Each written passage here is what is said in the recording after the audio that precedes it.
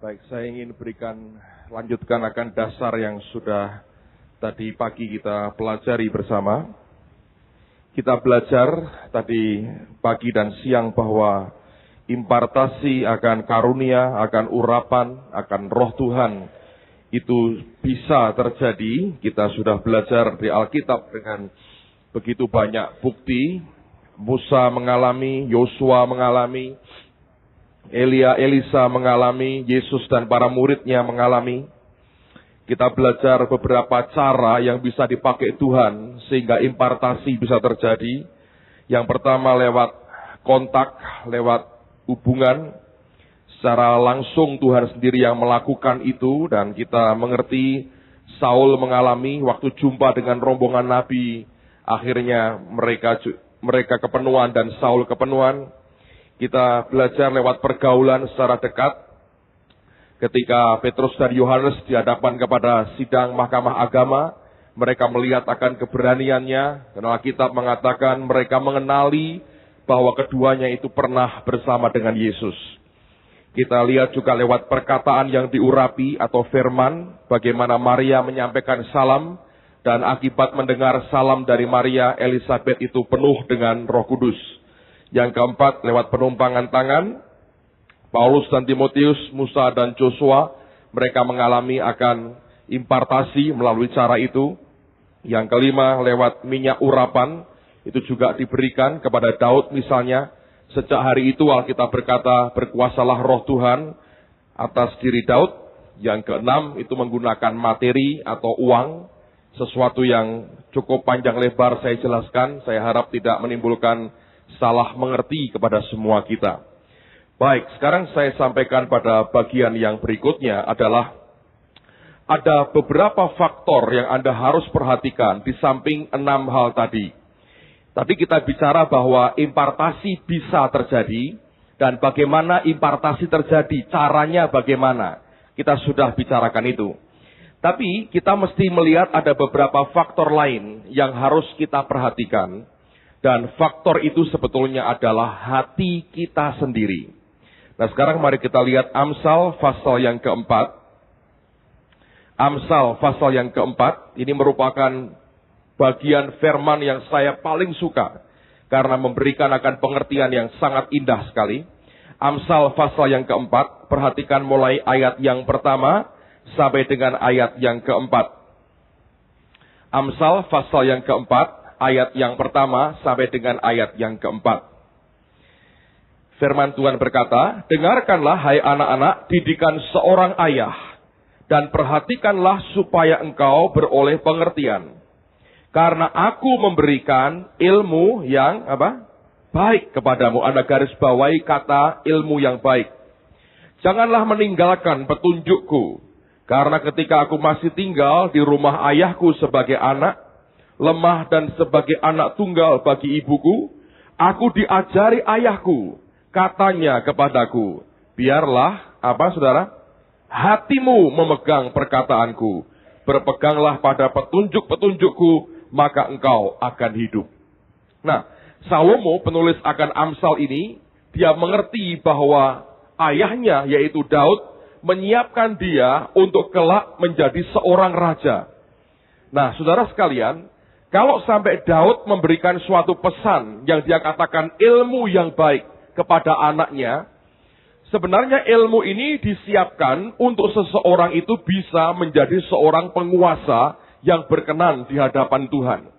Saya yakin semua kita rindu suatu kali Tuhan akan sungguh-sungguh memakai kita dengan dahsyat, dengan luar biasa. Dan oleh karena itu kita pun harus dibekali dengan ilmu yang baik ini. Dalam bahasa Inggrisnya digunakan terjemahan good doctrine. Suatu doktrin yang baik. Nah, doktrin yang baik itu bukan doktrin denominasi tertentu. Tapi doktrin yang baik kalau Anda perhatikan pada ayat yang keempat. Dia memberikan nasihat yang luar biasa. Salomo berkata begini. Aku diajari ayahku, katanya kepadaku. Biarlah hatimu memegang perkataanku. Nah, rupanya saudara, ilmu yang baik, doktrin yang baik itulah yang disebut dengan ilmu hati atau doktrin hati. Dengan kata lain, selama kita bisa memelihara akan hati kita benar di hadapan Tuhan, saudara dan saya dengan begitu mudah akan mendapatkan impartasi dari Tuhan. Apapun yang sebenarnya Allah sediakan, dengan begitu mudah akan kita dapatkan. Segala sesuatu yang menghambat dari hidup kita, kalau Anda dan saya mau jujur, sebenarnya hambatan terbesar itu ada pada hati kita sendiri. Bagian-bagian di luar itu hanya penyebabnya atau hanya penyebab antara. Tapi sumber dari segala persoalan dan masalah yang membuat kita tidak bisa menerima apa yang Tuhan sediakan adalah faktor hati kita sendiri. Oleh karena itulah Salomo ingat betul bagaimana ayahnya sejak kecil berkata, "Aku berikan ilmu yang baik nak kepadamu." Dan ilmu yang baik itu adalah ilmu hati. Nah sekarang kita lihat lebih jauh pada ayat yang ke-20. Dia berkata begini, "Hai anakku, perhatikanlah perkataanku, arahkanlah telingamu kepada ucapanku." Ayat 21, "Janganlah semuanya itu menjauh dari matamu, simpanlah itu di mana? Lubuk hatimu." Dalam bahasa Inggrisnya bagus sekali. Digunakan kalimat learn it by heart.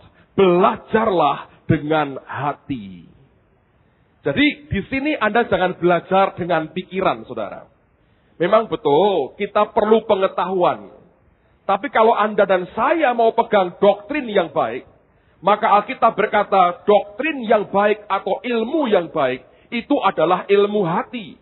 Dan Daud mengajarkan kepada Salomo sejak masa kecilnya. Dan dia berkata, learn it by heart. Belajarlah dengan hati, bukan dengan pikiran kita. Sekali lagi, pikiran tetap perlu, pengetahuan kita perlu. Tapi kalau kita mau belajar akan doktrin yang baik, belajarlah semua itu dengan hati kita. Hamba Tuhan Amos dari Singapura pernah cerita.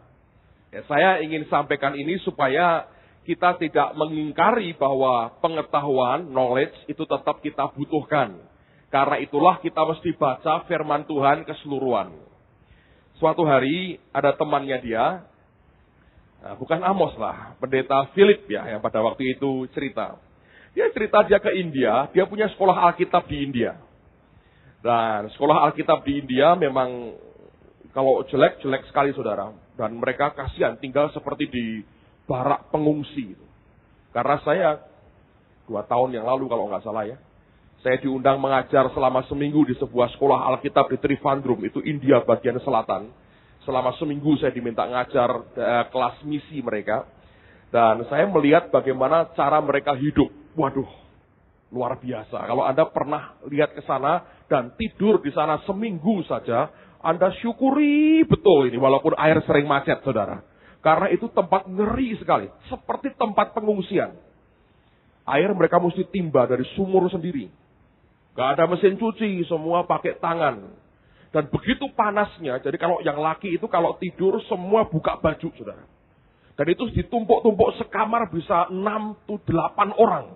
Satu kamar kecil, tumpuk-tumpuk. Saya berkata, ngeri sekali. Tapi itulah India. Nah, suatu hari ini pendeta Philip ini buka sekolah Alkitab di India. Nah, dia karena tinggal di luar India, tinggal di Malaysia, dia lebih banyak kirim dana ke sana. Tapi dia jarang tengokin apa yang terjadi. Saya mulai belajar sesuatu. Kita sebetulnya orang yang diberi visi tidak boleh menyerahkan kepada orang lain begitu saja. Dia harus berani mati di dalam visi itu. Supaya apa yang Tuhan berikan dia bisa tumbuh dengan luar biasa. Jadi dalam pekerjaan Tuhan itu bukan semata-mata orang punya visi, punya ide, dia punya uang, dia bisa hire, dia bisa sewa orang lain untuk mengerjakan yang dia mau. Orang yang diberi visi yang pertama Tuhan minta ditanam di tempat itu sampai tumbuh dengan luar biasa. Nah ini dia kirim uang. Dan akhirnya pada waktu itu satu hari dia pengen datang, pengen dia lihat bagaimana kemajuan sekolah Alkitabnya. Dia datang disambut dengan meriah sekali oleh para siswa. Dan kemudian dia pengen melihat sampai di mana pengetahuan daripada anak-anak itu. Jadi dia panggil satu anak, dia panggil 2 anak langsung. Dan kemudian pada waktu itu Dia berkata, kamu menghadap saya di kantor, saya ada pertanyaan-pertanyaan yang saya akan ajukan kepada kamu, katanya. Lalu kemudian ini anak, ini maju, ketakutan, sudah gemetar. Wah, ini kok pendeta Philip undang saya, salah saya apa? Jadi diundang, belum sudah ketakutan, lalu kemudian dengan gemetar dia masuk ke kantornya, ini pendeta, saudara. Dan kemudian ini pendeta dengan wajah serem, karena ini orang juga hitam sebetulnya. Kecuali dia tersenyum, baru kelihatan manisnya, saudara. Kalau Anda pernah ketemu orangnya, dia kalau berdiri begini aja, orang sudah ngeri lihat dia. Lalu apa yang terjadi? Ditanya, saudara, dia mau tes sebetulnya akan ilmu pengetahuan dari siswa sekolah Alkitabnya. Dia tanya begini, siapa yang bunuh Goliat? Oh, tesnya gampang, saudara. Siapa yang bunuh Goliat? Ini anak ketakutan. Dia berkata, maaf Pak Pendeta, bukan saya, katanya. Saya tidak pernah bunuh orang. Saya tidak pernah bunuh orang, Pak, betul. Nah ya, tapi siapa yang bunuh Goliat? Saya tidak tahu, Pak Pendeta. Saya tidak pernah bunuh orang, sungguh. Orang India, saya tidak pernah bunuh orang, katanya. India, saudara, India. Kalau Anda ke India, yang paling pertama Anda berubah adalah goyang kepalamu. Nah, orang India itu luar biasa. Mereka itu punya bahasa, ya. Kalau bahasa Inggrisnya, yes or no. Mereka berkata or. Ya atau tidak.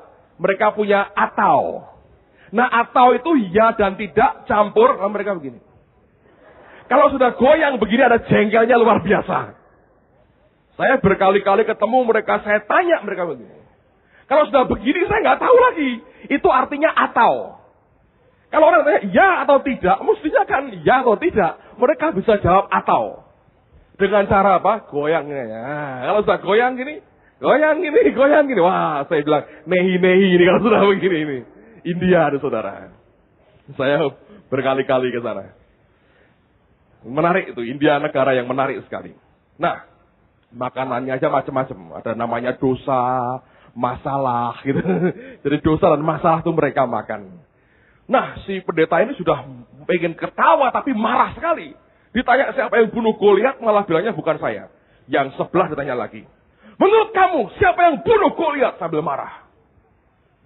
Maaf Pak Pendeta, bukan saya juga. Saya seperti dia, tidak pernah bunuh orang, katanya. Waduh, ini pendeta Philip jengkelnya luar biasa.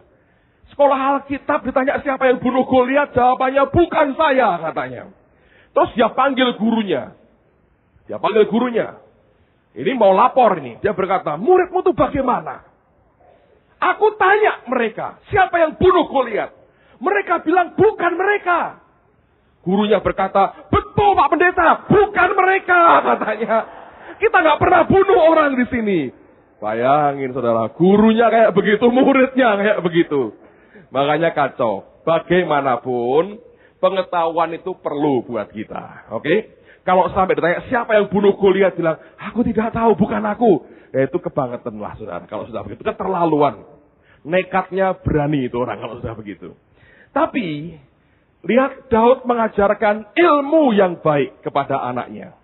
Yang kelak dia tahu akan menggantikan dia sebagai raja di Israel. Dan dia berkata, aku berikan ilmu yang baik kepadamu. Good doctrine. Dan ilmu yang baik itu dia berkata, rupanya adalah ilmu hati. Dan dia berkata, learn it by heart. Belajarlah dengan hati. Selama 6 bulan ini, saya mau katakan hal yang sama. Learn it by heart. Not by head, saudara. But by heart.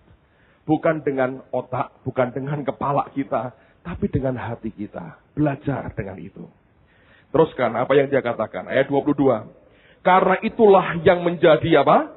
Kehidupan bagi mereka yang mendapatkannya. Dan kesembuhan bagi seluruh tubuh mereka. Ayat 23. Jagalah hatimu dengan segala kewaspadaan. Karena dari situlah terpancar apa? Kehidupan. Jadi hal yang Anda harus perhatikan. Kalau kita ingin impartasi itu kita alami. Belajarlah dengan hati. Learn it by heart. Seperti yang Pak Yusak seringkali berkata. Kalau kita otak-atik dengan pikiran kita. Kamu belajar by head, not by heart. Tapi yang Daud ingin katakan adalah learn it by heart. Belajarlah dengan hati.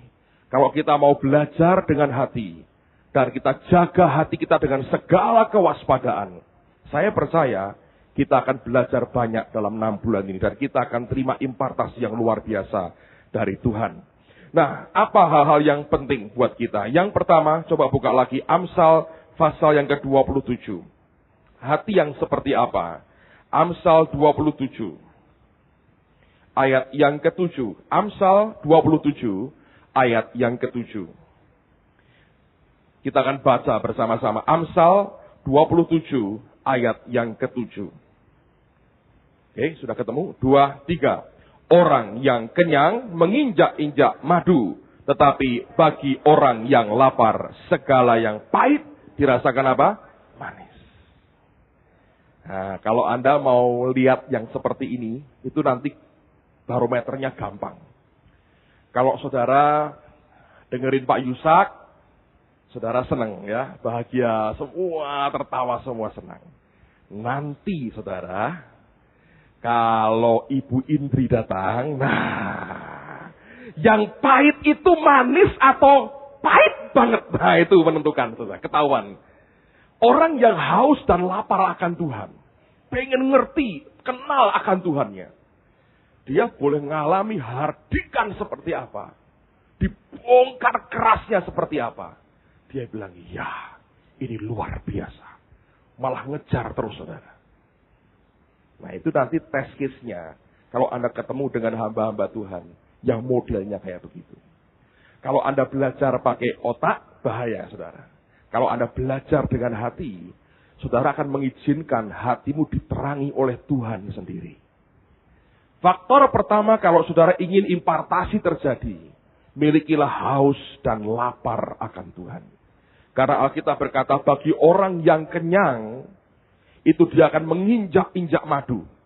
Semanis apapun akan diinjak. Sebab dia berkata, aku sudah kenyang. Kalau orang sudah puas dengan apa yang dicapai hari ini bersama dengan Tuhan, saudara akan membuang, menganggap ringan semua yang orang sampaikan kepada kita. Tapi orang yang haus dan lapar akan Tuhan, orang yang merasa ingin kenal dia lebih lagi, saudara, engkau terima yang pahit sekalipun, engkau berkata, ini manis. Sebab engkau tahu bahwa ini yang dibutuhkan untuk kehidupan kita. Yesus mengatakan yang sama. Coba buka dalam Yohanes pasal 7 ayat 37 sampai dengan ayat yang ke-39.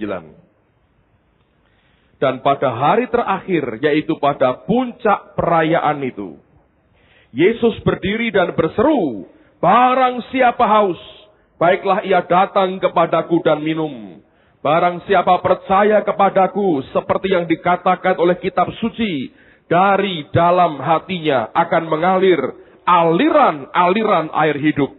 Yang dimaksudkannya ialah roh yang akan diterima oleh mereka yang percaya kepadanya. Sebab roh itu belum datang, karena Yesus belum dimuliakan. Lalu pada pasal yang keempat tadi, ayat yang ke-14, dia berkata begini, tetapi barang siapa minum air yang akan kuberikan kepadanya, ia tidak akan haus untuk selama-lamanya. Sebaliknya, air yang akan kuberikan kepadanya akan menjadi mata air di dalam dirinya yang terus-menerus memancar sampai kepada hidup yang... Nah, ini rahasia besar, saudara. Dengar baik-baik. Dia memberikan sesuatu yang berbeda. Kalau dunia memberikan atau orang memberikan, sekali engkau minum, engkau akan haus lagi. Tapi yang Tuhan beri, nah ini yang luar biasa. Itu justru air itu kita terima, di dalam itu berubah menjadi mata air. Berarti apa yang dia beri, bisa hilang atau tidak, saudaraku? Memang bisa hilang, tapi juga bisa jadi mata air. Kalau Anda terima dari Tuhan dengan haus dan lapar akan Tuhan, apa yang lewat hamba-hamba Tuhan ini beri, itu akan mengalir dalam hidupmu. Lalu karena impartasi itulah, maka ketika hamba Tuhannya sudah pergi, engkau tetap punya, bahkan itu memberikan apa? Mata air dari dalammu. Dari dalammu memproduksi sendiri. Ini loh hebatnya Tuhan Yesus, saudara. Kalau kita terima yang dari dunia, yang memberi pergi akan lenyap. Tapi kalau kita terima dari Tuhan, dan oleh karena kita haus akan Dia, kita bilang, Tuhan, aku mau ini. Dan itu merupakan jeritan hatimu. Ketika diberikan masuk dalam hidupmu, dia berubah jadi mata air. Orang yang memberikan pergi, tapi dari dalammu keluar sumber airnya sendiri, saudara. Tapi semua itu dimulai dari hati. Kalau kita haus dan lapar akan Tuhan, ini pasti akan terjadi. Amen, saudara. Jadi yang pertama adalah hati yang seperti apa? Hati yang haus dan lapar akan Tuhan. Yang kedua, lihat Kisah Rasul pasal yang ke-8. Kisah Rasul pasal yang ke-8. Perhatikan mulai ayat yang ke-18 sampai dengan ayat yang ke-23. Ketika Simon melihat bahwa pemberian Roh Kudus terjadi oleh karena rasul-rasul itu menumpangkan tangannya, ia menawarkan uang kepada mereka serta berkata, berikanlah juga kepadaku kuasa itu, supaya jika aku menumpangkan tanganku di atas seseorang, ia boleh menerima Roh Kudus. Tetapi Petrus berkata kepadanya, binasalah kiranya uangmu itu bersama dengan engkau, karena engkau menyangka bahwa engkau dapat membeli karunia Allah dengan uang. Tidak ada bagian atau hakmu dalam perkara ini, sebab hatimu tidak apa? Lurus di hadapan Allah. Jadi bertobatlah dari kejahatanmu ini dan berdoalah kepada Tuhan supaya Ia mengampuni niat hatimu ini. Sebab kulihat bahwa hatimu telah seperti empedu yang pahit dan terjerat dalam kejahatan. Nah, apa yang membuat kita tidak bisa mendapat bagian impartasi ini? Karena hati kita tidak lurus di hadapan Tuhan. Dalam hal ini Simon mengalami kepahitan yang luar biasa. Dan kepahitan itu membuat hati tidak lurus. Nah, saya mau cerita pengalaman konyol saya. Dan saya berdoa ini menjadi berkat buat saudara. Saya rasa Anda tidak sejelek saya lah dalam hal hati. Tahun 85, kalau tidak salah ya, 84, 85. Ada hamba Tuhan dari Bandung, Pak Andreas Samudra. Dulu Pak Andreas ngajarnya soal iman, terus ganti urapan. Belum soal roh-roh seperti sekarang, saudara, ya. Nah, dia datang ke Semarang, kami baru mengadakan kegiatan pada waktu itu. Kami sewa gedung di tempat pertemuan gereja Katolik sebetulnya. Mereka punya hall. Jadi kita buat acara. Nah, itu pada waktu itu, saudara, kita jarang lihat orang ditumpangin tangan rebah itu hampir tidak pernah lihat. Sekarang ini sudah makin banyak ya, tapi dulu nggak ada sama sekali. Pak Andreas ini yang mulai ngajar soal tumbang dalam roh, slain in the spirit. Nah, saya kan masih kuliah waktu itu. Jadi saya duduk di ujung gitu ya, dengan mata melotot begini. Dia ceritakan pengalamannya, mendoakan orang tumbang dalam roh. Saya dalam hati berkata gini, wah ini hebat ini. Kalau bisa punya begini, sakti benar ini. Dalam hati saya berkata begitu. Dalam kebodohan saya, kemudaan saya lihat begini, wah ini luar biasa. Dia khotbah, dia jelaskan ayatnya, dia jelaskan pengalamannya, dia ceritakan semua. Lalu setelah selesai dia berkata, sekarang saya akan tunjukkan kepada saudara, ini kuasa luar biasa. Yang mau didoakan, maju ke depan. Saya nggak mau. Duduk dengan manis saudara, saya lihat. Saya berkata, saya mau nonton apa yang terjadi. Orang dipegang kok jatuh, kok bisa? Saya hampir belum pernah lihat yang seperti itu. Dia ngajarkan, dia berkata, semua kita bisa dipakai Tuhan seperti itu. Jadi, pada waktu itu maju beberapa belas teman-teman saya, anak-anak muda semua, berjajar mereka. Saya masih ingat, yang paling ujung saya masih tahu namanya, saya masih ingat, pakai baju tangan panjang warna biru muda. Karena ini ingatan luar biasa soal kebodohan masa lalu, saudara. Jadi dia berjajar begitu, Pak Andreas mulai akan mendoakan, dia mulai nyembah Tuhan. Saya berdiri. Ngapain, saudara? Saya berdiri mendekat kepada dia, saya bilang, saya mau nonton. Jadi saya lipat tangan saya ke belakang begini, terus saya nonton, saudara. Apa yang terjadi? Lalu Pak Andreas mulai bahasa roh, dia mulai tumpangi tangan satu persatu. Dia tumpangi tangan satu, tidak goyang pun tidak. Saya bilang, mana jatuhnya ini? Kapan jatuhnya? Enggak jatuh ini. Dia tumpangi tangan lama. Enggak jatuh. Pindah.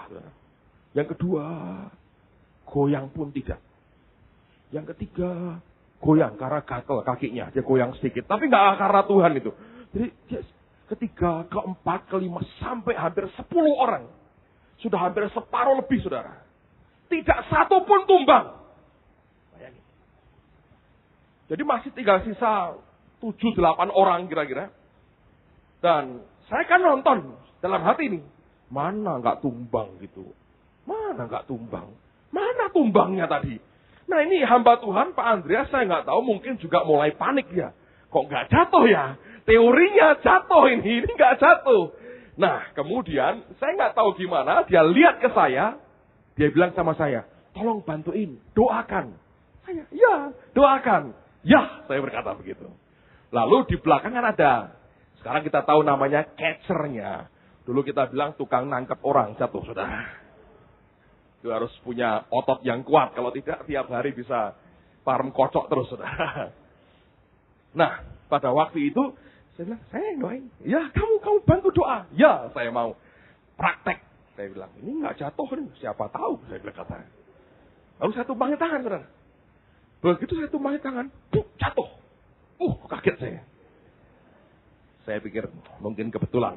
Yang kedua, jatuh. Jadi terus saya tumpangi tangan, bum. Jadi saya mulai ngejar Pak Andreas, saudara. Karena dia lama nggak jatuh, akhirnya dia mundur, diserahin saya. Semua jatuh. Waduh. Pak Andreas berkata, lihat. Tuhan mendemonstrasikan, saudara. Dalam hati saya bilang, amin. Pulang, tangan saya begini terus, saudara. Wah, tangan diurapi, sakti, telapak api. Wah, kayak dunia persilatan, saudara. Pulang sampai di rumah tidur, gak bisa tidur. Tangan itu mau nempel barang, sayang. Saya giniin terus.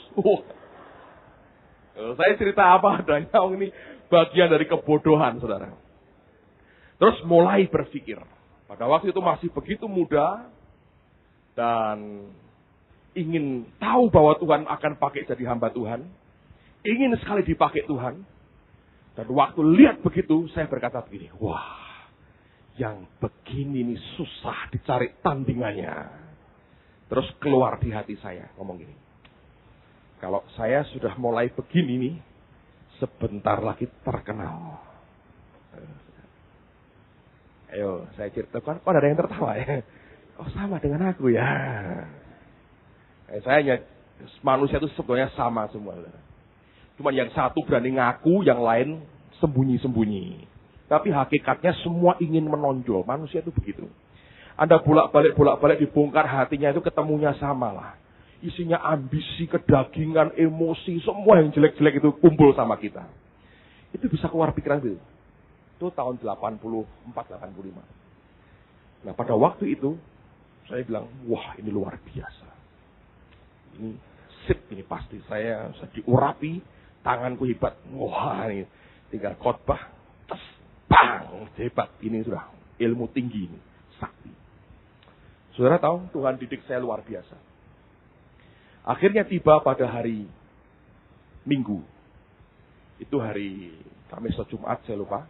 Minggu kami kebaktian, persekutuan doa waktu itu. Gereja belum ada, kami baru persekutuan doa. Pak Andreas khotbah. Dia ngajar lagi soal tumbang dalam roh. Wah, tangan saya sudah gini terus, saudara. Siap. Wah, siapa yang akan saya tumbangkan hari ini? Waduh, siap, tangan sudah begini terus. Nah, pada waktu itulah di altar call. Siapa yang mau didoakan? Dan kembali hari itu luar biasa. Tuhan pakai, saudara. Tumbang tangan. Bum. Beberapa malah jatuh ke depan, ke samping. Aneh-aneh pokoknya. Orang mulai bilang, kamu kok luar biasa. Saya bilang, puji Tuhan. Hatinya belum tahu siapa saya. Tanganku diurapi. Itu daging, saudara. Hati tidak lurus. Anda tahu akibatnya apa? Minggu berikutnya, kami ada hamba Tuhan lain datang. Dia khotbah soal yang lain. Dia buat altar call. Siapa yang ingin didoakan, maju ke depan. Itu yang saya tunggu-tunggu. Wah, siapa yang bisa saya jatuhkan? Anda tahu apa yang terjadi? Disitulah Tuhan didik saya. Kalau hati kita tidak lurus, ada motivasi untuk kepentingan pribadi yang begitu besar, kita tidak akan mendapat bagian dari apa yang Tuhan kerjakan. Apa yang terjadi, saudara? Hari itu saya sudah siap. Beberapa teman juga mulai dipakai Tuhan. Semua sudah tangannya sudah begini semua. Ketika orang maju ke depan, kami sudah begini semua tangannya. Wah, ini tangan-tangan hebat. Terus kami mulai mendoakan melayani mereka. Ngerti? Tidak ada satu pun yang tumbang. Teman saya agak pendek. Sekarang sudah meninggal orangnya. Dia tumbangin tangan, tidak jatuh. Dia dorong sedikit, saudaraku. Orangnya marah. Jangan dorong-dorong, katanya gitu. Sorry Pak, katanya nggak jadi. Hari itu tidak terjadi apa-apa. Dan butuh waktu beberapa tahun kemudian, baru Tuhan itu bergerak lagi di tengah-tengah kami dengan luar biasa. Semua yang dari daging, yang dari hati yang tidak lurus di hadapan Tuhan, tidak mendapat bagian dari apa yang Tuhan sediakan. Oleh sebab itu kita harus mengerti ilmu yang baik, doktrin yang baik, kata Amsal, adalah doktrin hati. Saudara boleh dengar dari orang sehebat apapun, tapi kalau engkau berkata, aku mau itu, supaya engkau dan saya tidak bisa memanfaatkan Roh Kudus. Percaya? Kalau hamba Tuhan ingin diurapi, terus pikirannya begini. Kalau aku diurapi, nanti kuasa Tuhan didemonstrasikan, ya. Gerejaku jadi heboh, kan? Jadi heboh, terkenal. Orang semua datang, jemaat itu tambah banyak. Aku jadi gede gerejanya. Semuanya aku.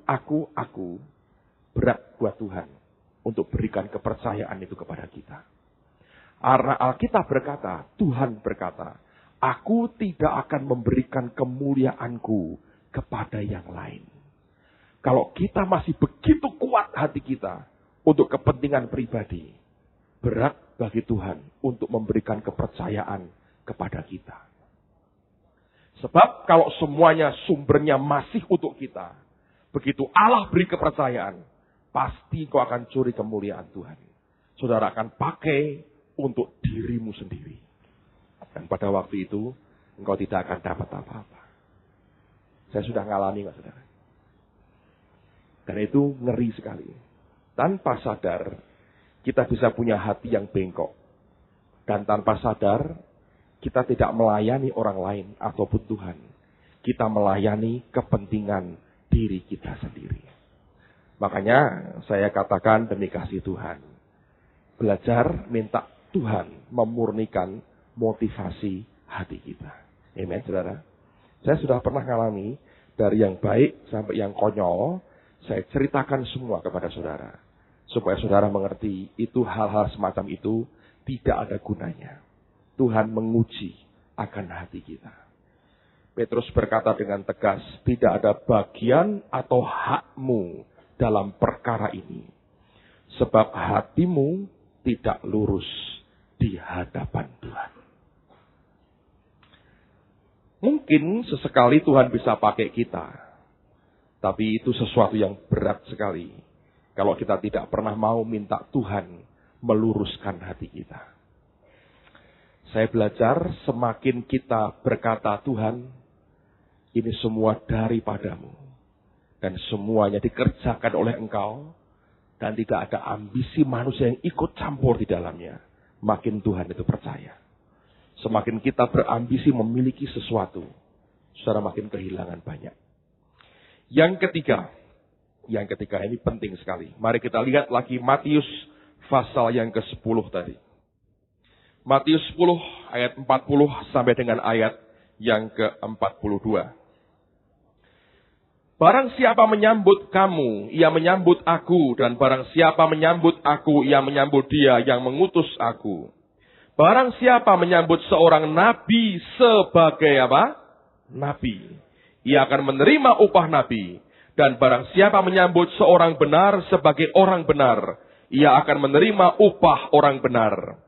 Dan barang siapa memberi air sejuk secangkir saja pun kepada salah seorang yang kecil ini, karena ia muridku, aku berkata kepadamu, sesungguhnya ia tidak akan kehilangan upahnya daripadanya. Nah, saudara perhatikan baik-baik. Faktor ketiga, faktor pertama, kita harus punya hati yang haus dan lapar akan Tuhan. Yang kedua, hati yang lurus dan tidak bengkok di hadapan Tuhan. Yang ketiga, hati yang tidak melihat manusianya. Kita harus menerima nabi sebagai nabi. Bukan nabi diterima sebagai Tono, sebagai Bejo, sebagai Ronald, sebagai siapa. Tapi nabi diterima sebagai nabi. Anda akan terima upah nabi. Persoalan banyak orang Kristen adalah ketika ada hamba Tuhan melayani, pandangan kita hanya sebatas kepada manusianya dan tidak bisa melihat pengurapan yang di atasnya dan jawatan yang ada di pundaknya. Kalau kita dilayani seseorang, pandangan kita masih kepada manusianya, dan itu manusiawi sekali sebagai manusia, maka kita tidak akan bisa menerima nabi sebagai nabi. Terimalah nabi sebagai nabi. Memang manusianya akan ikut mewarnai cara dia melayani. Tapi bagaimanapun kalau engkau terima urapannya dan engkau terima jawatannya, saudara akan diberkati lewat hidup orang itu. Tanpa mempersoalkan manusianya. Kalau Anda ke Amerika, kadang-kadang kita ini dibuat kaget dengan cara mereka melayani. Anda akan ketemu dengan hamba-hamba Tuhan yang cincinnya kanan kiri berlian gede-gede. Dasinya ini ditaburi berlian. Nah ini. Kalau Anda lihat begitu, saudara, apakah Anda bisa berkata ini hamba Tuhan? Kalau pelayanan, itu dia punya tempat khusus di gereja dia, ruangan untuk make up dia. Laki padahal. Kaca semua muter. Ada tukang make up-nya sendiri. Pernah ketemu nggak pendeta Indonesia make up, saudara? Ini sungguhan. Laki make up.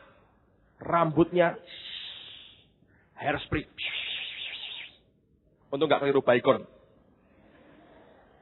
Ya. Pakaiannya. Ini dasi, saudara. Ditaburi berlian.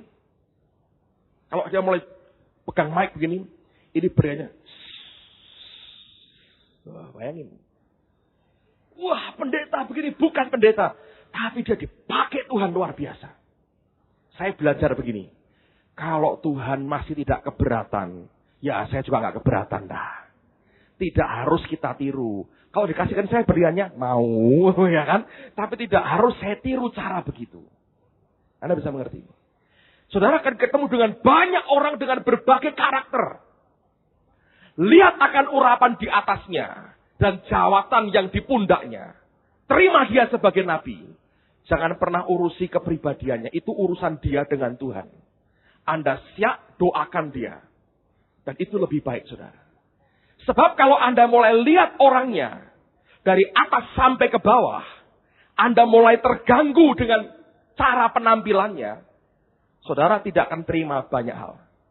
Karena yang terima nabi sebagai nabi, baru akan terima upah nabi. Ayat lagi, Matius 13.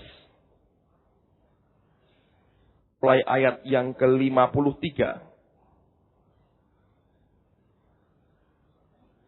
Matius 13, ayat 53. Judulnya Anda tahu, Yesus ditolak di Nazaret. Nah, mengapa sampai ditolak? Setelah Yesus selesai menceritakan perumpamaan-perumpamaan itu, ia pun pergi dari situ. Setibanya di tempat asalnya, Yesus mengajar orang-orang di situ di rumah ibadat mereka. Maka takjublah mereka dan berkata, dari mana diperolehnya hikmat itu dan kuasa untuk mengadakan mujizat-mujizat itu? Bukankah ia ini anak tukang kayu? Bukankah ibunya bernama Maria dan saudara-saudaranya Yakobus, Yusuf, Simon dan Yudas? Dan bukankah saudara-saudaranya perempuan semuanya ada bersama kita? Jadi Dari mana diperolehnya semuanya itu? Lalu mereka kecewa dan menolak dia. Maka Yesus berkata kepada mereka, seorang nabi dihormati di mana-mana, kecuali di tempat asalnya sendiri dan di rumahnya. Dan karena ketidakpercayaan mereka, tidak banyak mujizat diadakannya di situ. Ada seorang tokoh besar bernama Andrew Murray. Anda pernah dengar nama itu?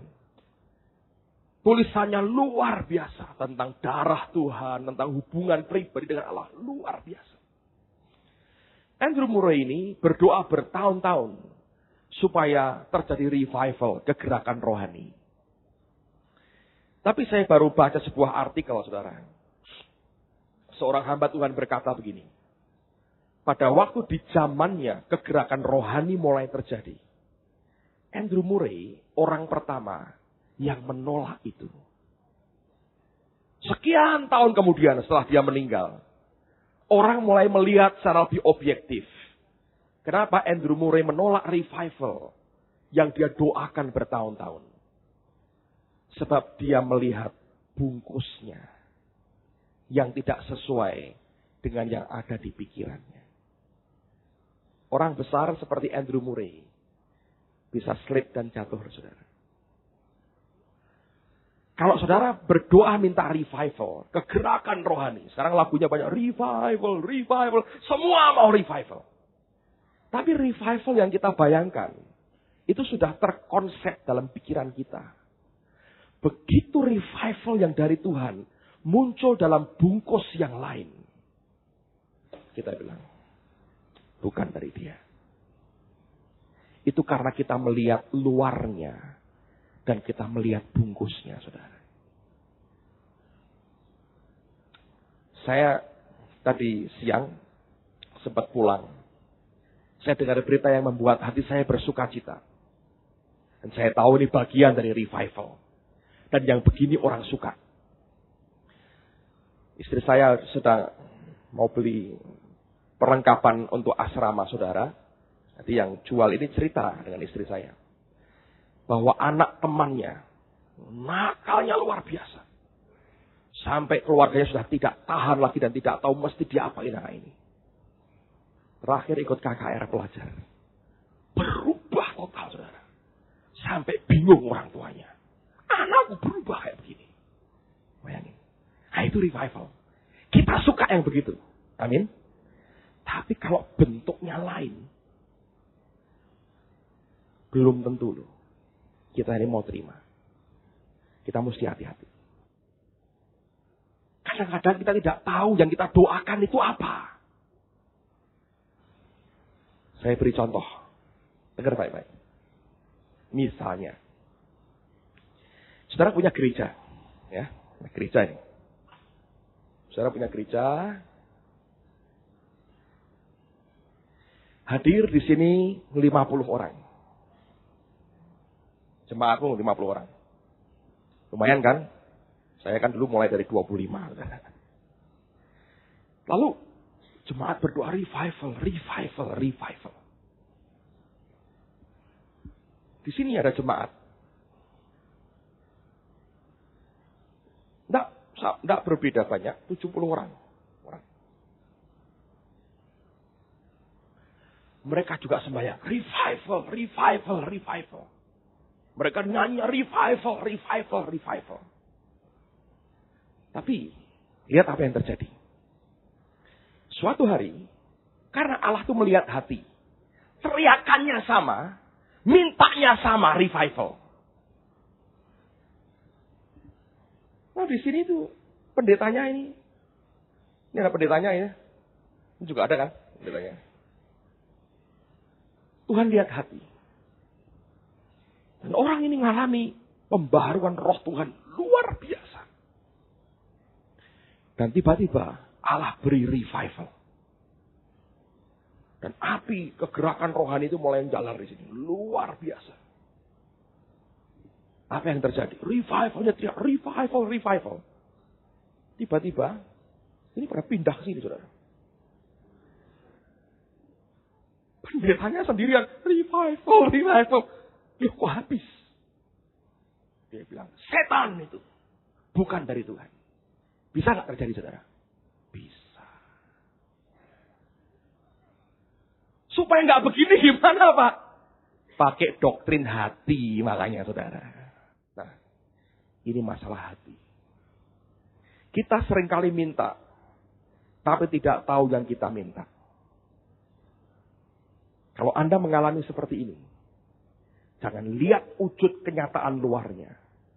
Terima nabi sebagai nabi. Engkau akan terima upah nabi, saudara. Banyak hal yang kita sebetulnya tidak tahu sebetulnya. Apa yang kita minta. Kita berteriak minta revival. Tapi kita nggak ngerti yang kita minta sebetulnya apa. Oleh karena itu, mintalah seperti yang Roh Kudus pimpin dalam hidup kita. Amen, saudaraku. Saudara akan ketemu dengan banyak model orang dalam 6 bulan ini. Sebagian Anda akan suka dengan caranya. Karena menyampaikan semua dengan halus dan penuh kasih. Sebagian akan membuat bulu kuduk kita berdiri. Dan kita dibuat tegang selama 1 minggu. Begitu weekend, inginnya berenang semua, saudaraku. Berendam semua. Dari ekstrim ke ekstrim Anda akan dapat. Jangan lihat orangnya. Anda akan rugi besar. Dan saya jamin, saudara. Orang yang paling kamu cintai nanti kelak. Setelah 6 bulan. Justru orang yang biasanya pertama-tama kamu benci banget, saudara. Yang ini aku gak suka. 2-3 session pertama. Engkau berkata, cari alasan apa ya untuk pulang ya weekend ini. Tapi ketika semuanya selesai, engkau tahu. Ini yang benar dari Tuhan. Karena untuk hidupmu, Tuhan tahu yang mana yang paling tepat untuk kita. Amen, saudaraku. Anda mesti ngerti. Yang terakhir. Matius 20. Lihat mulai ayat yang ke-20. Maka datanglah ibu anak-anak Zebedeus serta anak-anaknya itu kepada Yesus. Lalu sujud di hadapannya untuk meminta sesuatu kepadanya. Jadi ini anak-anak mami, saudara ya. Yang suruh maju maminya, anak yang ngekor di belakangnya. Kata Yesus, apa yang kau kehendaki? Jawabnya, berilah perintah supaya kedua anakku ini boleh duduk kelak di dalam kerajaanmu. Yang seorang di sebelah kananmu dan yang seorang lagi di sebelah kirimu. Tapi Yesus menjawab katanya, kamu tidak tahu apa yang kamu minta. Dapatkah kamu meminum cawan yang harus kuminum? Kata mereka kepadanya, kami dapat. Yesus berkata kepada mereka, cawanku memang akan kamu minum. Tapi hal duduk di sebelah kananku atau di sebelah kiriku, aku tidak berhak memberikannya. Itu akan diberikan kepada orang-orang bagi siapa Bapakku telah menyediakannya. Hal yang keempat, yang terakhir adalah, Anda harus belajar segala sesuatu itu ada harga yang harus dibayar. Impartasi tanpa kita dengan Tuhan bayar harganya tidak menolong banyak. Sekarang saya mau cerita ini pengalaman yang luar biasa. Waktu pertama kali tahun 92 akhir kami mengalami kegerakan rohani yang indah sekali. Saya baru pulang dari Kanada waktu itu dan Roh Tuhan melawat gereja kami, indah sekali. Saya ketemu dengan seorang teman, orang Surabaya. Masih muda. Mampir ke kantor, saudara. Dan kami sharing-sharing. Pada waktu itu saya cerita dengan dia apa yang saya alami. Saya ngomong begini dengan dia. Waduh, saya belajar lain ini. Tuhan itu kerja luar biasa. Gimana Pak katanya? Pas kebaktian, hadir Allah itu luar biasa. Dan tiba-tiba Tuhan suruh saya melakukan hal yang saya tidak suka. Apa Pak? Suruh niup dengan mic. Anda pernah ngalami gitu? Waktu saya kerjakan itu, orang-orang kepelanting di jamaah Tuhan di tempat masing-masing. Dan itu paling kuat terjadi di Salabintana, saudara. Itu retret dari Eklesia Cirebon, saya pembicara di situ. Pada hari itu, siang hari sebelum session penutup, itu bagian saya. Dan hadirat Allah begitu luar biasa. Itu tahun 93 ya. 93 akhir atau ya 93 akhir. Dan roh Tuhan jamah mereka, saya tiup mereka, saya tiup dengan mic. Itu orang di belakang-belakang kepelanting-pelanting. Luar biasa. Ini saya buktikan kepada Anda, impartasi itu bisa terjadi cuma kontak begitu. Saya ngomong, saya cerita dengan dia. Dia tanggapi dengan melotot nih. Gitu Pak ya? Begitu ya? Iya, saya bilang, luar biasa ya, luar biasa. Sorenya dia khotbah di Ungaran sini. Saya nggak tahu di gereja mana, khotbah di Ungaran sini. Apa yang terjadi saudara? Dia tirukan apa yang saya ceritakan paginya. Semua suruh berdiri. Dia tiup. Terjadi yang sama. Aneh nggak saudara? Jadi baru ketemu sekali gitu ya. Saya cerita aja. Dia terima dulu. Wah, dia mau sekali. Dia lakukan yang sama. Terjadi hal yang sama. Dia cerita telepon. Pak, luar biasa. Siapa? Tuhan. Amin. Saya bilang. Kenapa dia cerita? Bapak cuma cerita begitu. Saya tangkap betul Pak.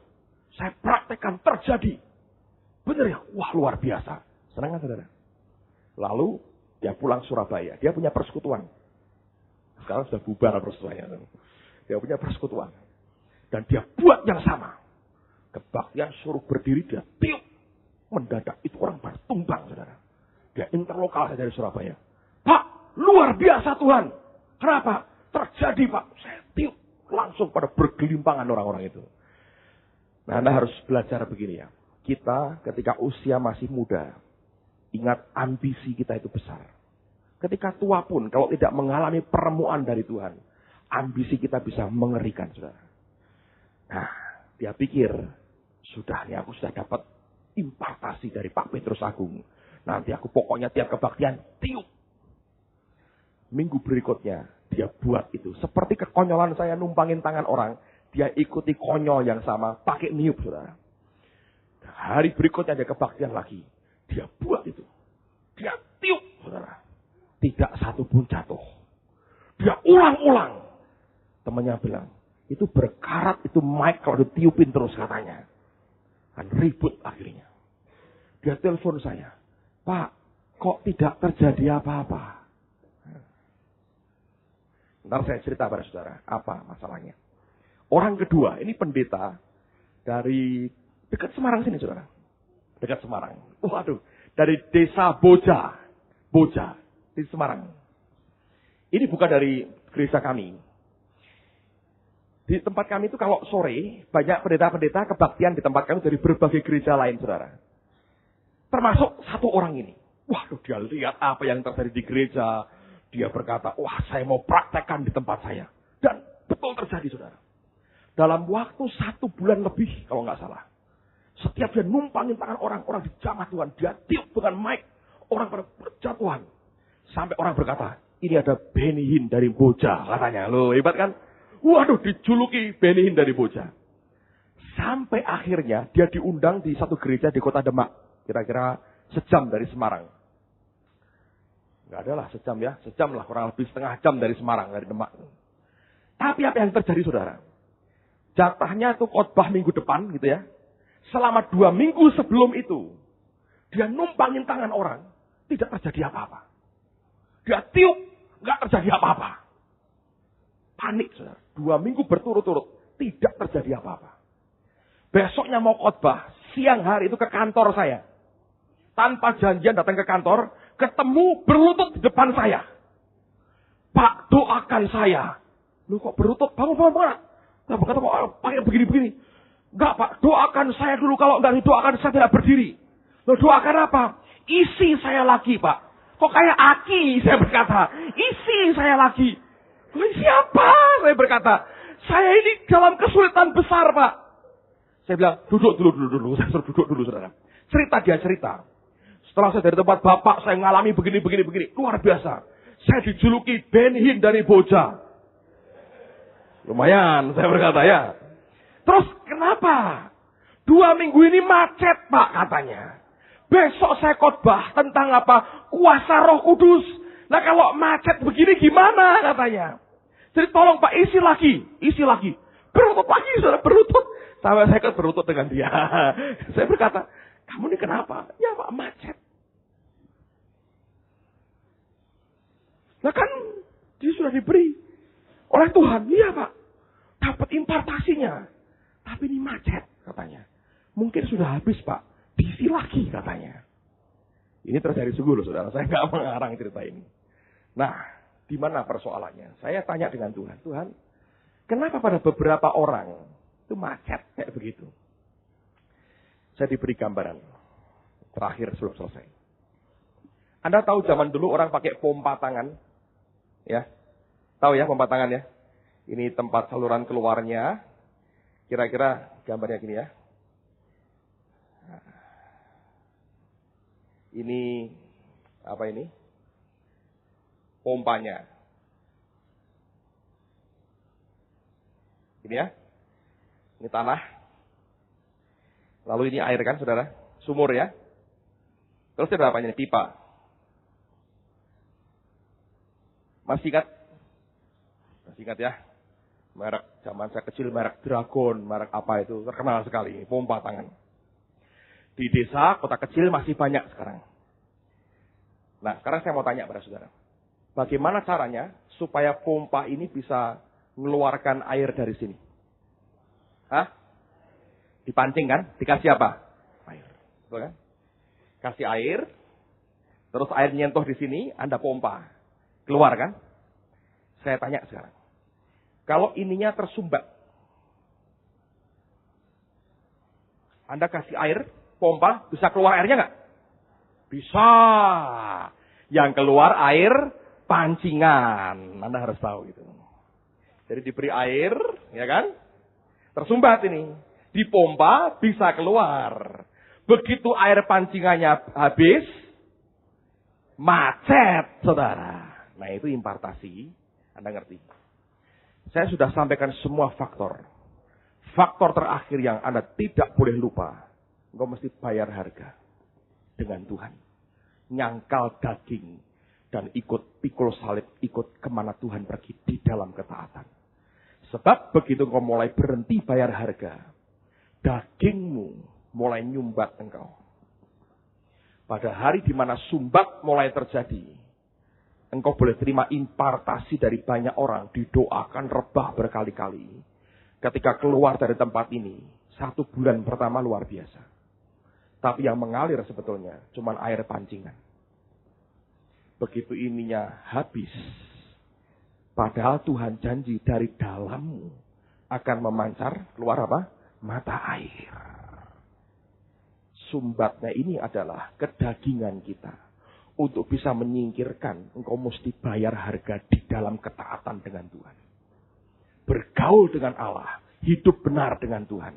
Kalau ini sampai nyumbat karena engkau hidup dalam kedagingan, semua yang saya sampaikan tadi tidak ada gunanya. Forget it, saudara. Lupakan itu, nggak ada gunanya. Sebab itulah saya berkata, 6 bulan ini bukan hanya engkau terima, tapi engkau belajar dengan hati. Proses kalian semua kumpul sama-sama dalam pembentukan Tuhan. Jangan dianggap remeh, saudara. Engkau bisa berkata, saya titip kaset Pak di sini. Boleh. Banyak orang di luar pengen beli kaset rekaman pengajaran di sini. Baik. Tapi saya mau beritahu. Tidak pernah bisa digantikan dengan apapun rencana Allah yang membuat engkau dikumpulkan di tempat ini, loh, saudara. Dikumpulkannya engkau di tempat ini, engkau diajar untuk bayar harganya. Orang boleh terima firman khotbah yang sama, tapi itu tidak pernah bisa menggantikan rencana Allah atas hidupmu, membuat saluran ini. Dan itu terjadi seringkali di luar session. Ketika engkau kumpul dan engkau menghadapi semua kenyataan setiap hari dalam 6 bulan ini, mungkin belum terasa beratnya. Engkau masuk bulan kedua, bulan ketiga, engkau akan tahu bahwa itu bagian dari proses membuat saluran sampai yang di dalam ini, mata air dalam ini bisa memancar keluar. Lalu orang beri apapun kepada saudara, karena kita punya roh yang sama. Hamba-hamba Tuhan itu kan dari Roh Kudus. Engkau sudah ada di dalammu sebetulnya. Mereka bagiannya cuma numpangin tangan, impartasi, narik yang di dalammu. Begitu engkau lakukan kurikulum Tuhan. Yang di kurikulum staf kami semua tidak ada. Tapi saudara punya kurikulum Tuhan masing-masing untuk hidupmu. Waktu engkau kerjakan bagianmu, ini akan terjadi, saudara. Waktu penjebolan breakthrough terjadi atas hidupmu, maka pompa ini akan mengalirkan sesuatu yang luar biasa atas kehidupan kita. Semua faktor yang 6 tadi sebetulnya melengkapi. Tapi yang paling utama dalam hidupmu adalah engkau harus izinkan Tuhan bongkar habis semua sumbat dalam hidupmu. Dan engkau akan paling berterima kasih kepada hamba Tuhan yang paling bisa bongkar akan semua sumbat dalam hidupmu. Kalau itu engkau bisa pegang dalam hidupmu, saudara. Saudara akan dipakai Tuhan. Semua yang engkau terima akan mengangkat kembali. Yang di dalammu akan terpancar keluar. Dan disitulah tidak ada kata macet dalam kehidupan kita. Amen, saudaraku. Ingat gambar ini baik-baik.